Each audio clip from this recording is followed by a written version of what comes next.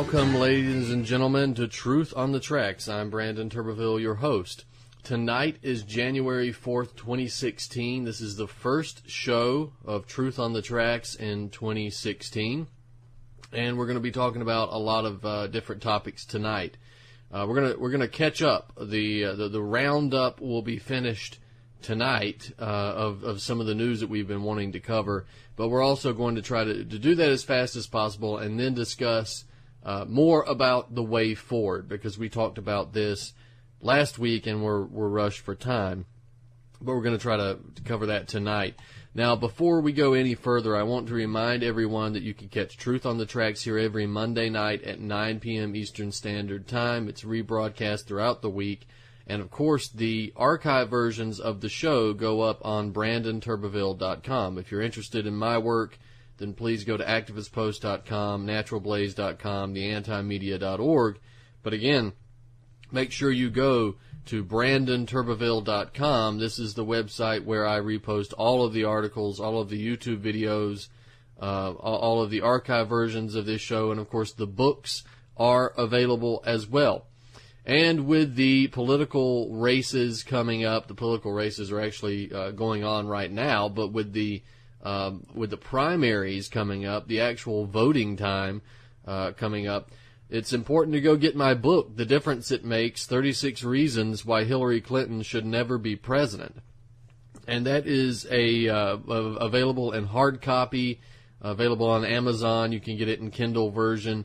And, of course, you can get the free version if you go to my website, BrandonTurbeville.com, and just click on the icon on the picture of the book, and it will take you to the free download page. So, a lot of new stuff up there at BrandonTurbeville.com. There's ways you can support me. You can translate it into your native language if you are not of the English-speaking world. So, it's very easy to do. So, I'd encourage you to do it. Now, some of the things that I wanted to talk about tonight, let's mention briefly Syria, because I want to get into that first. And I think a lot of listeners are looking forward to that discussion. There is an article up on my website by Afra Dagher. It's Merry Christmas from Syria, a look from inside, and significantly after Christmas now when I'm talking about the article. But if you want to get an idea of the diversity of religion in Syria and the makeup of the country and how these people are dealing with this war, which is not a civil war, it's an invasion. But if you want to see how they're dealing with it, even in the midst of all this atrocity, they are engaging in some of the most immaculate celebrations of the Christmas holiday. There's pictures of a city of Malula, which a lot of people might not know too much about. It was involved in, it was taken over by terrorists at some point. It's largely a Christian village up there in the mountains. It's a beautiful place.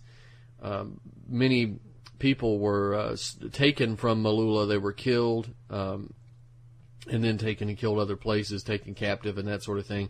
But the language that is spoken in Malula is Aramaic. And that is the language that Jesus spoke, right? This is supposedly a dead language. Remember, I can remember years ago when the movie The Passion of the Christ came out, how many academics were upset because it purported to use the Aramaic language, and Aramaic language, according to them, was a dead language. Well, that shows you the quality of academia, right? Because Aramaic is alive and well, and it's spoken in a number of different places across Syria, particularly Malula. But there's a lot of good pictures in this article, and I encourage you to go read it and check it out. This is from a Syrian living in Syria and discussing the religious diversity, how religions are coming together in wake of this invasion, this Western-backed invasion. There's some videos there, pictures, and of course some text. I'd encourage you to read it. It's called Merry Christmas from Syria, a look from inside. Please go check that out.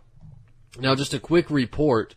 The week of Christmas in 2015 was quite the low moment for Turkey's public relations department. We had the revelation, one of the top purchasers, revelation that Turkey was one of the top purchasers of ISIS stolen oil, that was revealed by many people in the alternative media, including myself, which we were on that many weeks, months before the rest of the alternative media. The Russian government has spoken out about this as well. A number of other sources. Erdogan's own son now has been pointed out as one of the principal smugglers. The President Erdogan's own daughter has been revealed as the Florence Nightingale of the Caliphate. And if that wasn't bad enough for the Turks, an independent report by this Norwegian oil consulting firm confirmed much of the ISIS oil was indeed being shipped directly to Turkey. Now, we also had a Turkish party member revealing that the terrorists who committed the chemical weapons attack in Ghouta most likely received their chemical weapons from Turkey and committed the atrocity with the foreknowledge and assistance from Turkish intelligence. But that wasn't it. The week of Christmas, we also had another hit to the Turkish government's public relations, and that's the statements coming from an ISIS member, a Daesh fighter, who was captured by Kurdish troops in Syria. And he revealed that not only is Turkey a primary buyer of ISIS oil, but that ISIS fighters were being trained both in and by Turkey itself to be deployed into Syria. Now, we already knew that, but this is a revelation. This is sort of a confirmation of things that we've been saying before. Now, he also revealed that the ISIS fighters on the ground don't take the American airstrikes seriously. They see them as nothing more than just show bombings, right? A fake production. Now, this guy, Mahmoud Ghazi Tatar, he's a member of Daesh. He was captured by the Syrian Kurds. He gave an interview to Sputnik Turkiye. That's the Turkish language of Sputnik news agency. And he talked about his experiences in joining Daesh. He is 24 years old. He allegedly joined Daesh after being influenced by a friend who was already a member. He said he joined along with 27 other Turks. This is him relating his path from Turkey to Syria. This is what he says, his quote. After crossing the border, we were moved to a training camp 5 kilometers from the border. We received military training and attended religious classes. Before the start of training, each of us was asked whether we want to be martyrs. I refused. This question is asked of all. New recruits. Those who agree within 6 months receive special religious training. Since I refused, my education and training lasted 70 days. We learned by the Turkish books. During the training, a few people from Turkey came to check on us. They did not have beards, and they were not members of Daesh, end quote. So after these guys received their training, the 28 men, including Tatar, were moved to Tal Abyad, where they were kept secret, and no one was allowed contact with them. They were not allowed contact with their families. Tatar states that his group received warning that the Kurds had learned where they were at and that they planned to storm the house where they were staying, but he took off before they did that. He fled from Tal Abyad with 12 other members, and they made it to a nearby village but were captured after Tatar attempted to make a run for it. Now, speaking about the oil being sold by ISIS to supposedly unknown and shadowy entities in the Middle East, Tatar stated what many of us in the alternative media have known for some time, right? That the principal purchaser of ISIS oil was in fact Turkey, a NATO country. And this is what he says, his quote, "The oil tankers that were sent every day to Turkey had crude oil, fuel oil, and gasoline. The main source of income for Daesh is oil trade, and oil inventories will last them a long time." Abu Talha, that's a Daesh commander, also said that the group earns a lot of money in trade with Turkey. He also said the oil is sold through the mediation of a number of businessmen and merchants, but did not give names. Daesh also receives many products from Turkey and other Arab countries, end quote.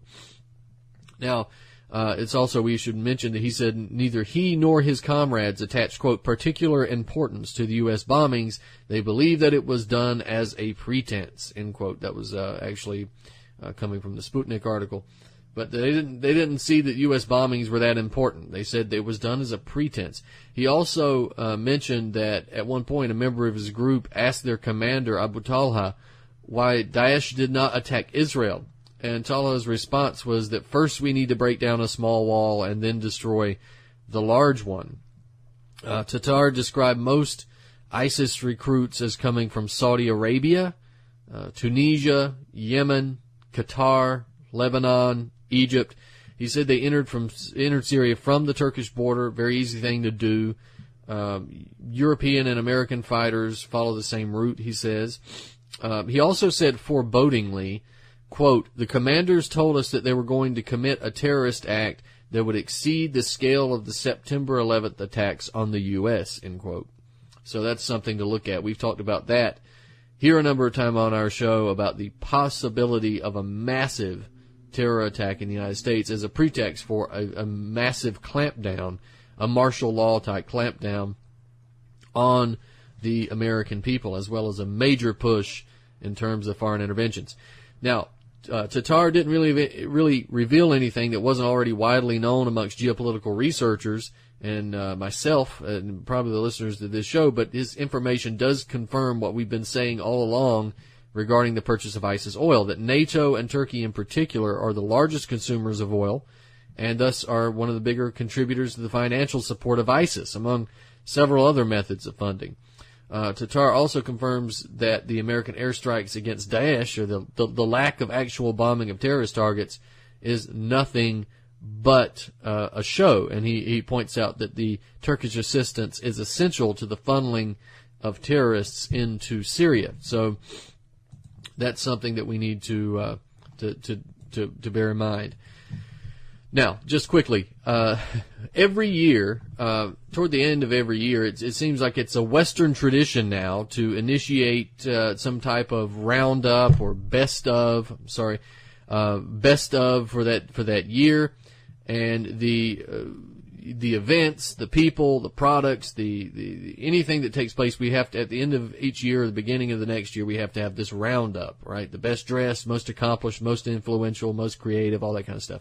So the world of politics and government shouldn't be any different. And politicians and government officials are giving each other awards every day, backslapping one another.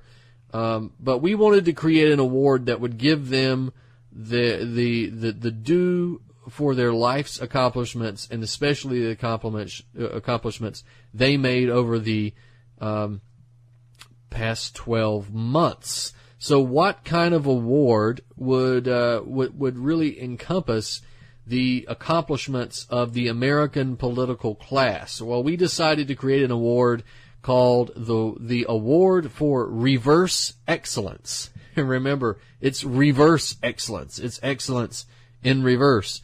So who could we give this award to? That was the big challenge, right? We've got the old standards like Henry Kissinger and Zbigniew Brzezinski, obvious choices since they've both been responsible for the deaths of millions of people, yet they still remain free to walk in the halls of power. That's a true testament to not only to their psychopathy, but to the corruption of the entire American system.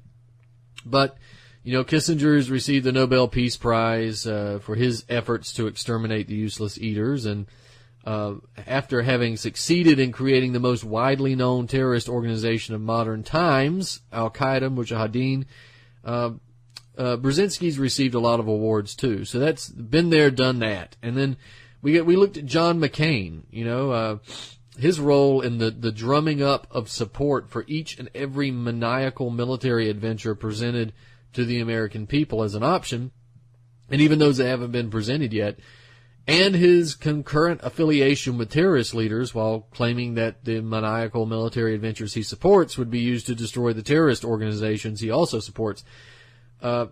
Any man that cavorts with kidnappers, caliphs, and cannibals does deserve an award for reverse excellence. But He's repeatedly demonstrated his senility on the public stage, so we decided there was no point in bestowing an award on somebody who wouldn't even remember it. Now, of course, we've got the obvious choice, Barack Obama. He's the president, so he's the obvious target here. He's presided over a number of wars, color revolutions, near thermonuclear confrontations. He's driven every possible nail into the coffin of the American economy that he possibly can. He's got a personal crusade against the Constitution and civil liberties, a radical jihad against gun rights and privacy protections, is this push for the proliferation of GMO foods, the implementation of Obamacare. All of that give him a chance at receiving the Reverse Excellence Award. But his star is fading. All right, we don't want to give an award to a fading star. He's a lame duck. So then we have the newcomer, Donald Trump. He was a potential candidate, right? His inflammatory suggestions that we have religious tests being used to determine entry into the country, that we have walls be built on the borders, that Muslims be banned, mosques be monitored, the internet be shut down, and that internment camps are viable options.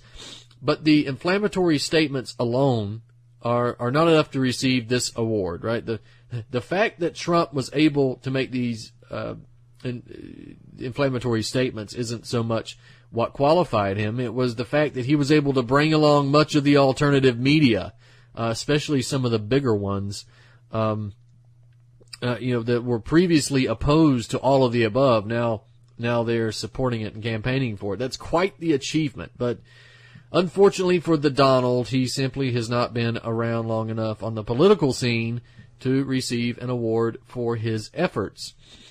So who was the winner? The only logical choice that met all the requirements for the award for reverse excellence is Hillary Clinton, right? Her commitment to constitution-shredding legislation, war, genocide, tainted food, austerity, chemical poisoning, murder, compulsive lying, unmitigated psychopathy, all these other qualities as well. She's the winner of our 2015 Reverse Excellence Award. And I did an article on this. Of course, this is all satire. This is the award that we're giving out. This is the Truth on the Tracks, BrandonTurbeville.com award for psychopathic politicians and public figures. And you can see a list of reasons that she is considered for this award, and we'll talk about one of them in a minute. But remember the Clinton cackle. We came, we saw, he died. We have the killing of Gaddafi and the destruction of Libya. And then Benghazi, a separate scandal. The funding of al-Qaeda terrorists in Libya and Syria. Her rabid anti-gun obsession. Her pro-vaccine propaganda. Her pro-war record, which is almost 100% in favor of every war. She's like John McCain. Her attack on Bashar al-Assad. Remember the fake bin Laden killing and the fake photos that came out of the killing as a result of it. Generally speaking, being fake as a wedding cake in all aspects of her life. This is another thing that qualifies her. Remember, she also got a pedophile off the hook and then bragged about it. Of course, her connections to Wall Street were important. The Clinton Foundation, her support for GMOs, her connections to Bill Gates, getting her marching orders from the CFR, supporting the TARP, supporting the banker bailout, changing positions at every election depending on what direction the winds are blowing, receiving praise from neocons, her infamous Christmas tree decorations. And if you want to read about that, go get my book. If you want to read about any of this stuff, go get my book. Remember, she pimped Obamacare before Obama and the Republicans pimped Obamacare. It was Hillary Care at one point. This forcing people to buy private insurance at jacked up rates with seriously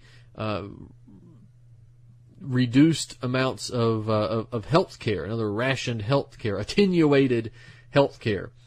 Her connections to George Soros, which are growing. Her support for war with Iran. Her own war on women. Fracking, which goes back and forth, whichever way the winds are blowing. her war on civil liberties, the family and the fellowship. Remember, the family and the fellowship, the secretive quasi-religious institution, which is really just a cover for another secret society meeting to give these individuals religious cover for the religious voters in the country. Remember, Hillary supported NAFTA and the TPP. We've just come through Emailgate. And, of course, this woman has a body count that follows her that's probably the largest in history of any presidential candidate. Her undying support for Israel, she's being supported by major oil and gas giants as well. Her Walmart connections. Hillary is anti-labor. She's anti-working class. She's also pushing this insane, obsessive line about anthropogenic, man-made, CO2-based climate change.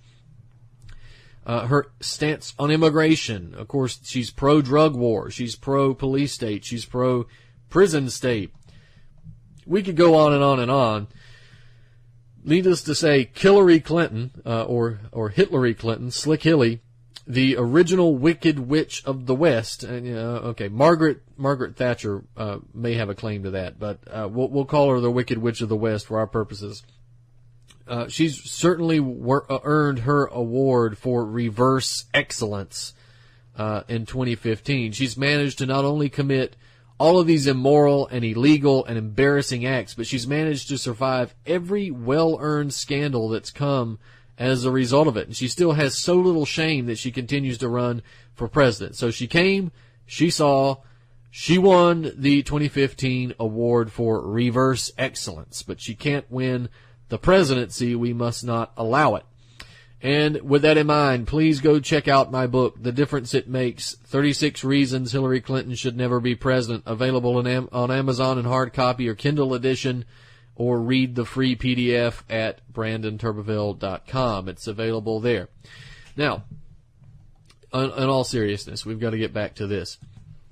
Just a little more about Hillary Clinton. Remember, not only her history regarding the Syrian and the Libyan crisis, we can't forget that Hillary has supported virtually every military conflict launched during and since her husband's own disastrous tenure as president. Remember, 2002, 2003, Hillary not only supported the push for war in Iraq, she voted for the invasion. In fact, she was so fervent in her support of the war, she delivered impassioned speeches on the Senate floor in order to convince members of Congress who might have been on the fence, as well as the general American population and a handful of Democrats and liberals who, for some odd, unknown reason, valued her opinion on the topic. She helped convince them that war was the right choice. Hillary's speech promoting war in Iraq only was rivaled by George W. Bush, who was campaigning night and day on American television. This is what Hillary said on the floor of the Senate, quote, "I believe the facts that have brought us to this fateful vote are not in doubt. Saddam Hussein is a tyrant who has tortured and killed his own people, even his own family members, to maintain his iron grip on power. He used chemical weapons on Iraqi Kurds and on Iranians, killing over 20,000 people," end quote. Well, before I comment any further, let me point out, I believe the facts that have brought us to this fateful vote are not in doubt. You're unqualified to be president, Hillary, because you were wrong. You were dead wrong. Thousands of American soldiers died as a result of your stupidity, if this is stupidity indeed.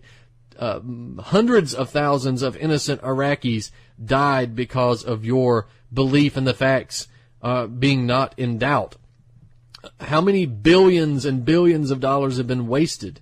How much of that money could have gone to the American people? All because you believed this fateful vote was not in doubt, the facts were not in doubt? Well, you're unqualified. You made a horrible decision. You can't be president because of this one vote. Of course, we know that Hillary didn't believe that these facts were not in doubt. We know that Hillary knew damn well that the facts were not facts at all, that they were a big lie that were perpetrated on the American people. Now listen to this. Saddam Hussein is a tyrant who has tortured and killed his own people. God, how many times have you heard that one in the last 15 years? Saddam Hussein, Muammar Gaddafi, Bashar al-Assad. All these guys are tyrants who've tortured and killed their own people. What about that Chicago black site where people are being tortured?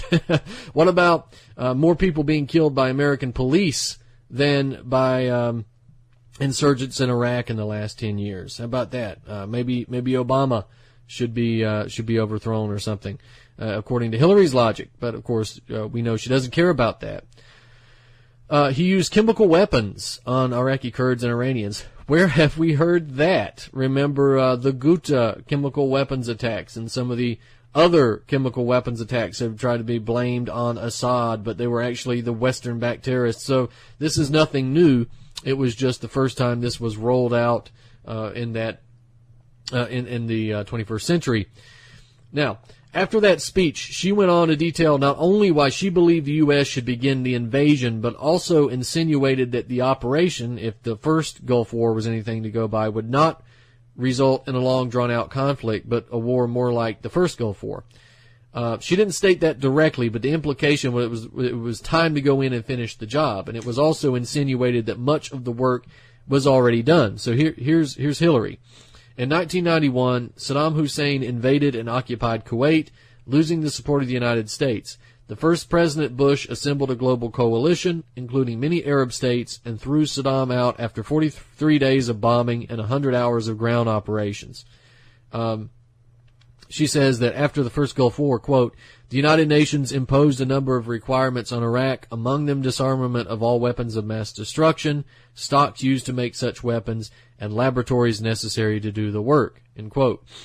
So she went out, she continued in that speech to point out that the international community, what she calls everyone, which really was not, but that they knew that Saddam did have weapons of mass destruction. This is what she says.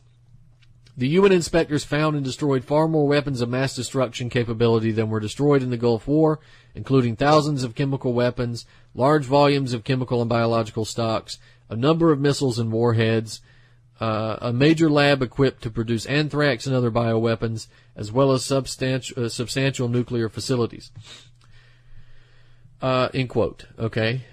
She expressed support for her disastrous husband's decision in 1998 to push for regime change. She ripped the UN for putting limits on its inspections. She went on and on about Saddam's weapons of mass destruction stockpile, saying that he had so many secret sites that, quote, were huge compounds well suited to hold weapons labs and stocks, end quote. She went for broke by declaring that Hussein was on his way to developing a nuclear weapon that he would use to destroy the Middle East and even the United States. This is what she says. Left unchecked, she's referring to Saddam, he will continue to increase his capacity to wage biological and chemical warfare and will keep trying to develop nuclear weapons. Should he succeed in that endeavor, he could alter the political and security landscape of the Middle East, which, as we know all too well, affects American security, end quote. Now, she attempted to brush off her treasonous assistance to drum up an illegal and immoral war in Iraq as a mistake. But the truth is that anybody with any political judgment knew that the war itself was a mistake. They knew it was a lie.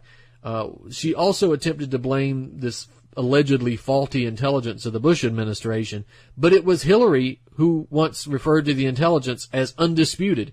She was an avid supporter of that. She was also an avid supporter of the war in Afghanistan and the Afghanistan war surge that was conducted by Obama during his first year in office. She argued for an even greater surge and suggested that leaving too early would, quote, signal we were abandoning Afghanistan, end quote. Now, we come to the only anti-war vote of the Hillary Clinton career. This was in 2007. She opposed the Bush surge in Iraq in 2007. She voted against the plan while she was in the Senate. This is the only vote that was opposed to greater use of the U.S. military by Hillary Clinton. But it was revealed later that her opposition to this vote was nothing more than political grandstanding due to the fact the Democratic primaries were right around the corner, and she wanted to be seen as an anti-war candidate. And people, in the minds of people who have an attention span that only goes back 5 weeks. remember, she voted against the Bush surge in 2007, voted for it in 2008 with Obama. This was actually revealed by the former Secretary of Defense Robert M. Gates, who wrote that he witnessed Clinton tell Barack Obama that this is his book, quote, she had opposed George W. Bush's last-ditch effort to salvage the Iraq War, the 2007 troop surge, because the politics of the 2008 Democratic primaries demanded it, end quote. So this political maneuvering reveals two things. One, that Clinton truly supported increasing the number of U.S. forces in Iraq. And two, that she was willing to sacrifice the lives of American servicemen and women, the financial future of the country, and the countless lives of innocent people on the, just sacrifice those lives for even a minor political strategic position. But still, she was a staunch supporter of the war in Afghanistan. It was yet another in a long list of Clinton-supported wars based on lies and half-truths and deceit. After all, despite the numerous facts and inconsistencies disproving the official story of 9/11, U.S. intelligence and military connections to al-Qaeda, which Clinton was well aware of, which he actually admitted in the Senate, and the known pre-concert to go to war with Afghanistan prior to 9/11, Clinton was an avid supporter of the authorization to use military force in Afghanistan. She even went so far as to bring in the gender issue, a tactic which she is now famous for. She argued that an invasion would not only be a way to fight terrorism, but it would be a way to improve the lives and condition of women who suffered under the Taliban leadership. So when it came time for an even more brazen war campaign based on lies and machinations of the ruling administration and its media mouthpiece, Clinton was on board again. So she voted for the 2002 Iraq war resolution, vociferously promoted the cause for war, and once that war had taken place, she argued against leaving too soon. So what about the question of Iran? Clinton not only pushed for the nonsensical line that Iran was developing nuclear weapons and presents a major threat to the world, meaning the United States and Israel, that's what passes for the world, but she also suggested military action against Iran. Anybody who thinks the only thing worse than a nuclear-armed Iran is a war with Iran certainly won't find any friend in Clinton. Back to 2007, she stressed the option of launching airstrikes to keep Iran from getting a nuclear weapon. She says that a preemptive attack would have been quick and easy instead of being the opening round of a war that would not stick to her script. Remember, this is what she said about Iraq, too. April 2008, she warned that the U.S. could totally obliterate Iran in retaliation for a nuclear attack on Israel. And this actually prompted Obama to have to come out and chastise her for using what he called language that's reflective of George Bush. While she was Secretary of State, the Obama administration was debating the nuclear program. It's been reported that Clinton opposed any talk of containment, a policy option that plans for a world where Iran does possess a nuclear weapon. But she preparing for containment implies a decision not to use military force to prevent that happening if diplomacy failed. Clinton was opposed to that. This is Clinton's statements in 2008. This is what she said to Good Morning America. Quote, I want the Iranians to know that if I'm the president, we will attack Iran if it attacks Israel. In the next 10 years, during which they might foolishly consider launching an attack on Israel, we would be able to totally obliterate them. That's a terrible thing to say, but those people who run Iran need to understand that, because that perhaps will deter them from doing something that would be reckless, foolish, and tragic. End quote. Later on, she did an interview with Jeffrey Goldberg of The Atlantic. She says, quote, I've always been in the camp that held that they did not have a right to enrichment. Contrary to their claim, there is no such thing as a right to enrich. This is absolutely unfounded. There is no such right. I am well aware that I am not at the negotiating table anymore, but I think it's important to send a signal to everybody who is there that cannot be a deal unless there is a clear set of restrictions on Iran. The preference would be no enrichment. The potential fallback position would be such little enrichment that they could not break out. End quote. Now, that's a damn lie, because there is a right to enrich. Hillary Clinton says there's no right to enrich. That's not true at all. There is clearly a right to enrich. You can enrich up to the levels that would indeed allow for the capability to create a nuclear weapon, but it stops just short of that, of actually doing so. So Iran is a signatory to the Nuclear Non-Proliferation Treaty. It's entitled to all the avenues of nuclear technology for peaceful purposes, including uranium enrichment. Contrary to what Hillary Clinton wants to say, contrary to what the Republican jihadists want to say, there's a right to enrich. And contrary to what Bernie the bomber may have to say about it.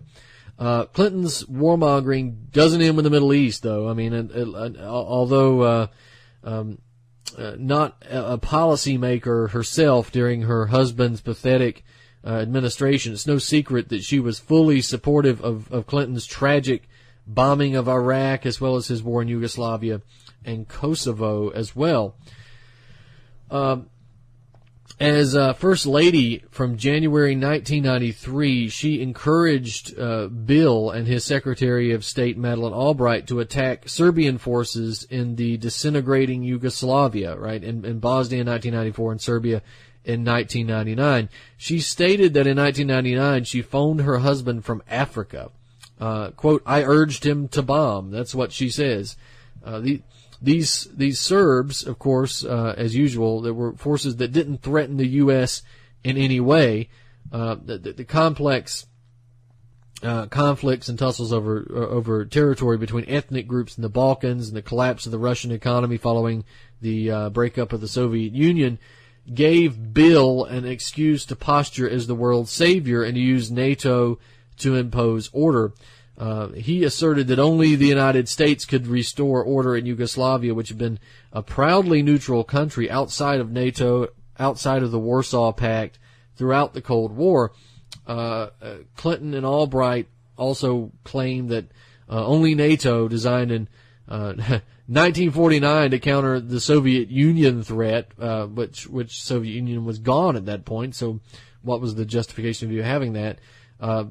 Regardless, but they argued that only NATO should deal with the Balkan crisis. And the Bosnian intervention resulted in the imposition of the Dayton Accord on the parties involved in that, and the creation of the dysfunctional state of Bosnia-Herzegovina. The Kosovo intervention about 5 years later, justified by more scaremongering, subsequently disproven reports of a Serbian genocidal campaign against the Kosovars. There was genocide and atrocities on both sides, but not to the scale that it was reported. That involved the NATO bombing of Belgrade and resulting in the dismemberment of Serbia. Kosovo, which is recognized by the U.S. and many of its allies as an independent state, is the center of Europe's heroin trafficking and the host of the U.S.'s largest army base abroad, or it was at one time. I'm not really sure. It was last year. We'll have to look up on that now. The Kosovo War lacked UN support, but Albright had these outrageous demands for Serbian acquiescence. She wanted to, this is according to Albright, by the way. She says she wanted to set the bar too high for Belgrade and Moscow to accept it. So she had that whole thing set up that way to so they wouldn't accept the deal, right? This is what happened in World War I as well, in terms of it wasn't the assassination of Franz Ferdinand that really set it off. It was the so-called diplomatic debates that came afterwards, where there were demands that were set that were much too high in different contexts. We won't get into that tonight. Remember, this is what Albright said at the time. They need some bombing, and that's what they're going to get. Remember that? Remember she said that? NATO then started bombing a European capital for the first time since 1945. But back to Clinton.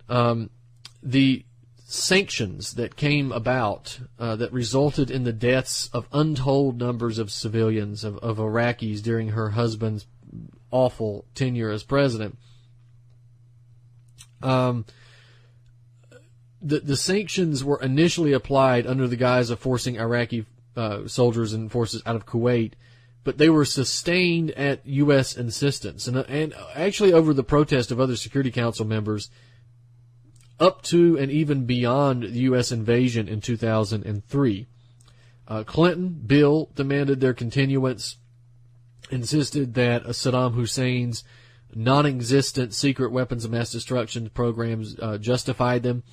In 1996, that was 3 years into Slick Willie's presidency, Albright was asked whether or not the death of 1 million Iraqi children as a result of the sanctions was justified, and she replied in a televised interview that we think it was worth it. So she says it's a good idea. Hillary agreed, surely, with Madeleine and her predecessor, who was the first woman Secretary of State. I guess you could debate that. She also endorsed Hillary endorsed the 1998 Operation Desert Fox, again based on lies, most notably the charge that Iraq had expelled UN inspectors. That was designed to further destroy Iraq's military infrastructure and make future attacks even easier. So, just to recap some of this, the National Journal reported in 2014, even the weak, pathetic anti-war left is not ready to reconcile Hillary with her warmongering as Secretary of State. But that's what the National Journal says. But I don't think that's true. The very small minority of people in the left camp who really are anti-war and they stick to their principles, that is a distinct minority. I think the overwhelming majority of the Democratic Party are most willing to accept this vampiric witch as the Democratic nominee. Remember, Hillary defended the 1998 cruise missile strike on the El Shifa pharmaceutical plant in the capital, Khartoum, capital of Sudan, that destroyed the largest producer of cheap medications for treating malaria and tuberculosis. It provided over 60% of available medicine in Sudan, and Hillary supported blowing it up. In 2006, she supported sending UN troops to Darfur with logistical and technical support provided by NATO. Gaddafi was outspoken of that intervention, actually, and said that the attempt was not out of concern for Sudan, but for oil and the return to colonialism of the African continent. And boy, was he right. He was murdered, remember, in 2011 as NATO bombed Libya. When this witch, this disgusting pig creature, Hillary Clinton, cackled that we came, we saw, he died. She was so happy about that. This woman cannot contain her psychopathy at all, even when running for president. Time magazine even pointed out in 2011 that the administration understood that the removing of Gaddafi from power would allow terrorist cells active in Libya to run rampant in the vacuum left behind. And, of course, that's what they intended. Let's not pretend that there was any kind of ignorance there. Of course, just several months ago, we had a report from the New York Times that Libya had become a terrorist safe haven in a failed state, conducive for exporting radicals through rat lines to the conflict against Assad in Syria. Well, that's the purpose, wasn't it, to begin with? Hillary, made prompt use of these rat lines for conflicts in the Middle East. In the summer of 2012, Clinton privately worked with then CIA director and subversive Bonapartist David Petraeus on a proposal for providing arms and training to death squads to be used to get rid of Assad in Syria. And that proposal was allegedly struck down by Obama, according to the New York Times in 2013. But as you can see, it wasn't struck down. It was actually continued, right? David Petraeus was involved, Hillary Clinton was involved, and Barack Obama was involved. Robert Ford was involved. And the New York Times can say it was struck down by Obama in 2013, but it wasn't. It was actually taking place in 2011. So, sorry, New York Times, that was another fail. We've already looked at her voting record on Afghanistan and Iraq, right, where she consistently called for attacking Iran. She told Fareed Zakaria of the State Department she even told Fareed Zakaria that the State Department was involved behind the scenes in Iran's 2009 Green Revolution, the failed revolution. In Foreign Policy magazine, David Rothkopf wrote on the subject of the Lausanne Nuclear Accord, where he predicted a snapback in policy by the winner of the 2016 election to the foreign policy in place since the 1980s. And the title of his article was, of course, Hillary Clinton is the real Iran snapback. And this makes Hillary the prime suspect for a return to the mad Hatter Iranian policies that routinely threaten the world with a World War III thermonuclear scenario. So she's not only active in aggressing against Africa and the Middle East, she was one of the loudest proponents against any hesitancy her treacherous husband may have had against the bombing of Kosovo. She urged him to bomb, as I mentioned earlier. She has been supportive of the destabilization in Ukraine. We should mention that. She's mentioned putting more financial support into the Ukrainian government. When Crimea decided to choose the Russian Federation of Poroshenko's proto-fascist rump state today, Hillary called President Putin's actions like what Hitler did in the 30s, which it's not anything like what Hitler did in the 30s. She wanted she was supposedly a leader of this bumbled, silly reset policy towards Russia. She has obviously a lot of goals in destabilizing Ukraine further and provoking Russia in the same way that Obama's done, the Brzezinski model. She's argued vocally for a more aggressive response to what she called the rollback of democratic development and economic openness in parts of Latin America. That's in quote. She's indicated her willingness to allow the continuation of CIA-sponsored efforts at South American destabilization like Venezuela, Bolivia, Ecuador, Argentina, Brazil.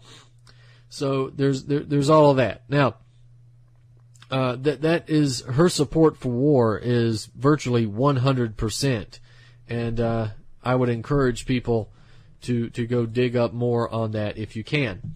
Now, I wanted to talk about some things moving forward, and we've only got a few minutes left. We spent a lot of time on Hillary Clinton. We're going to continue to attack Hillary Clinton over the next several weeks in hopes that we can derail Hillary's political campaign. Now, on the Republican side, there are so many people that are still running. I think George Pataki has now dropped out. Lindsey Graham has dropped out. Good riddance to those two, but that's a horrible minefield over there in the Republicans. We expect more to be dropping out in the coming weeks. In the Democrats, we've got O'Malley, we've got Bernie the Bomber, and we've got Hillary Clinton. So we've got a minefield in all of these parties, and we can't allow Hillary Clinton to become president at all. But that's not an endorsement of Bernie, and it's not an endorsement of the Republicans. It's simply an attempt to avoid the worst possible option, the worst possible potentiality. Now, what I mentioned last week regarding the way forward in terms of building coalitions, hopefully we've had a few people out there who have listened to the show and are willing to participate and willing to get off of the couch and get out there and get moving and try to change things, because now is the time. You're not going to have much more of a window opening up, and you got to start working now. Now, maybe in the coming weeks we'll do a whole radio show based on the demands itself, so I can go through each one of these demands and talk about what we want and how we want it implemented, so that everybody knows, and try to do this in some detail. So that's what we're going to try to do in the next few weeks. But suffice it to say, what do we have right now? Areas where we can work. The issue of guns is in the news. The issue of food, in terms of natural food, that is an area where we've been seeing a lot of success. We've seen some success on the gun front, but there's been a lot of negative developments there as well. Even in the natural health realm, there's been some negative developments with the vaccine laws and so forth. We'll get around to that. But my point is that you need to get involved, and I went through this last week. You can go to BrandonTurbeville.com and listen to the archive of last week's show. What my point is that I want volunteers. I'm not asking to be the boss here, but I want volunteers. And you can go to BrandonTurbeville.com and find a way to contact me. And this is what you need to do. You need to pick an issue that you're passionate about. But you can deal with rationally. If you're so passionate that you're emotional, and you let your emotions take over, then pick another issue, because you got to deal with these things rationally. You've got to deal with people who agree with you, people who don't agree with you, and people that you are trying to make work with other people who generally don't want to work with other people. So this is what you've got to do. I think personally the issues that you're going to gain, you'll be able to unite a lot of these groups on. It depends on your issue, to be honest. We're open to all these things. Let's look at the gun issue, because Obama is now talking about executive action on guns. This is a perfect opportunity to work with the gun groups, right? Because they are starting to get worried now.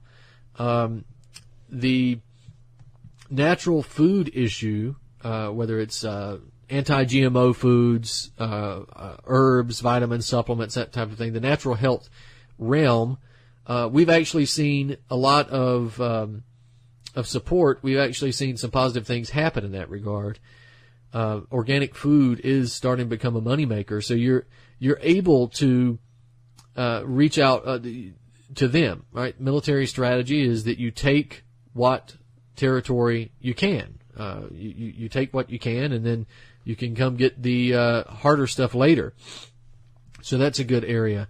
The economic issue is where you're going to get mass traction, though, and that is, when I say economic, the economic aspect, I'm not talking about the Austrian school. I'm not talking about libertarian economics. I'm not talking about Bernie Sanders either.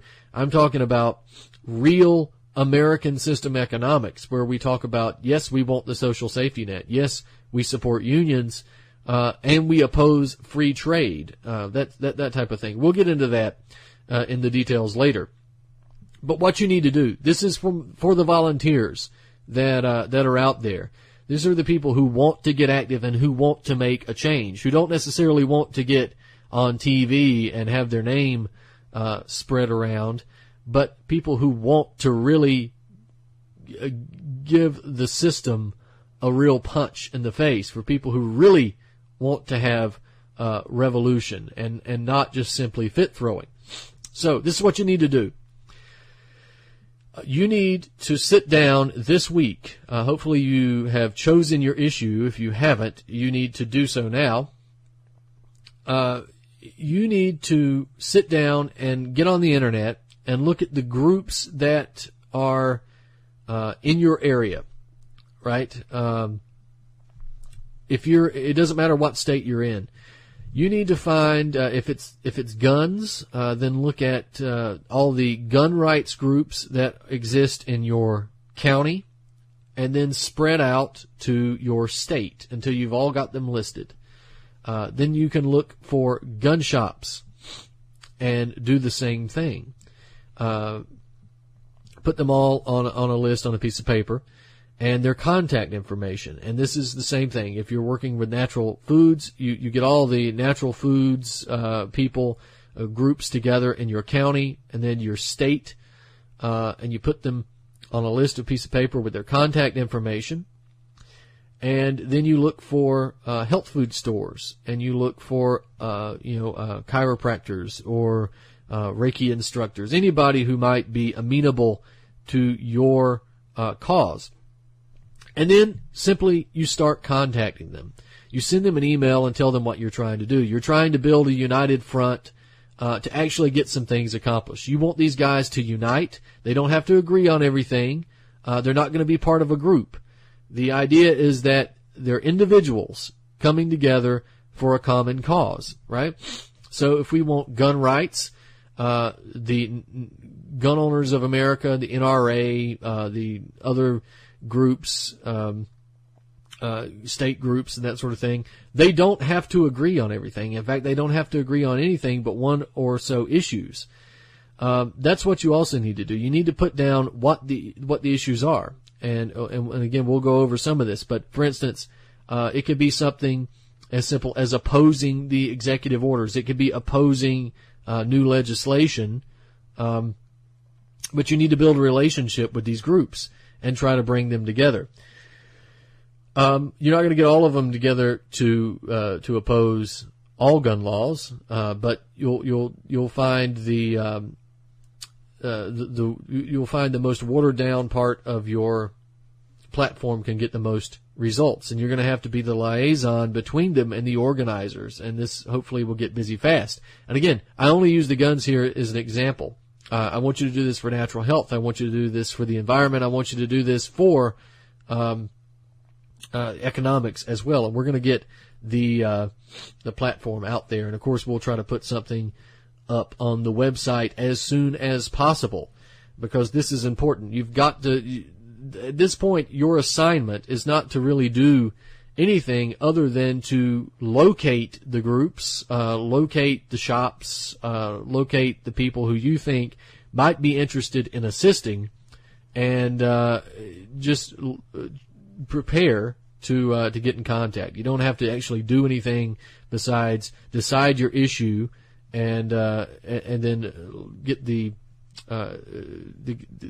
network set up before you can actually get to work. And we'll talk more about this in the coming weeks. Of course, as soon as possible, we're going to go through the actual demands and the policies that we want to see enacted, because it's time that we stop complaining about the world in which we live and we start making that world into the one that we want to live in. And that's what we're going to have to do. It's going to take some work, but it can be done. So, ladies and gentlemen, next week we'll probably catch up on that. A couple of geopolitical issues. We'll talk about some political issues here domestically, and a little bit of everything next week. But hopefully, we'll also get a chance to talk about the demands.